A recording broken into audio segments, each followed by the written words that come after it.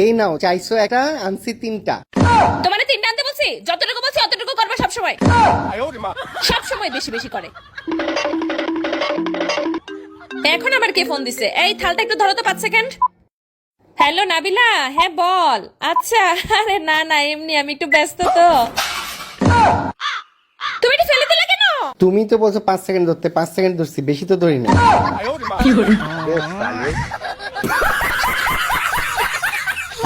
একটা কথা জানেন, পৃথিবীতে সবচেয়ে অসহায় প্রেম করে বিয়ে করা মেয়েগুলা।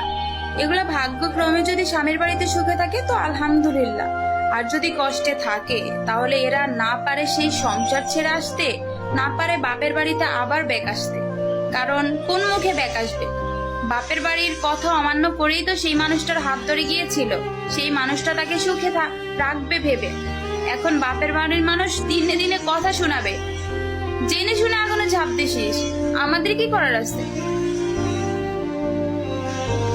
শোনো, আজকে তোমাকে একটা সত্যি কথা বলবো, তোমার মতো স্বামী পেয়ে আমি ধন্য। দেখো মাসের শেষ, আমার কাছে বিষ খাওয়ার টাকাও নাই, আমি কিন্তু কোনো টাকা পয়সা দিতে পারবো না। আরে টাকা লাগবে না, আমার বান্ধবীদের সামনে তুমি যে আমার সাথে এত সুন্দর ব্যবহার করো, আমার বান্ধবীরা বলে তোমার মতো হাজবেন্ড যদি তাদেরও থাকতো। আরে বোকা, এই কথা শোনার জন্যই তো তোমার সাথে ভালো ব্যবহার করি। Bye bye, tata, good bye, Gaya. মেয়ের হাতের আধা কাঁচা নুনে পোড়া খাবারটা খেয়েও যে মানুষটা প্রশংসা করে সে হচ্ছে বাবা, আর যেই মানুষটাকে সারাদিন কষ্ট করে মজার মজার খাবার রান্না করে খাওয়ানোর পরেও প্রশংসা তো করবেই না, উল্টা বলবে সারাদিন বাসায় বসে কি করো, সে হচ্ছে স্বামী। বিদেশে যারা বাঙালি ভাইয়েরা কাম করে 19 থেকে 20 হইলে মালিকে কিছু কইলে মালিক রে তাও মন খুইলা বাংলা ভাষায় 2টা গালি দিতে পারে, কারণ মালিক বাংলা ভাষা বুঝে না। আর আমরা বাংলাদেশে যারা অসহায় বোনেরা সংসার করি 19 থেকে 20 হইলে শাশুড়ি এক পাশে আইয়া ধরে, ননদ এক পাশে আইয়া ধরে, জালে আইসা এক পাশে ধরে, মন খুলে 2টা গালি দিতেও পারি না, কারণ বাংলা ভাষা বুঝে, আরবি ভাষা জানি না। আমার আর এই জ্বালা ভাল লাগে না, আমি কি করব?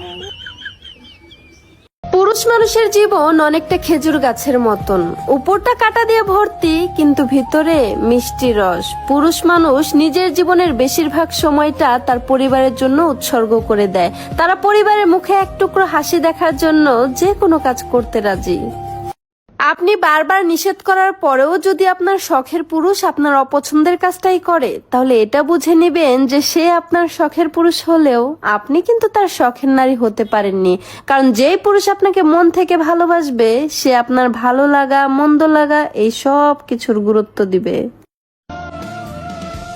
আমার কাছে পৃথিবীর সবচাইতে দামি মানুষটা তুমি, এই কথাটা বুঝাইতে বুঝাইতে সবচাইতে সস্তা মানুষ হয়ে গেলাম আমি।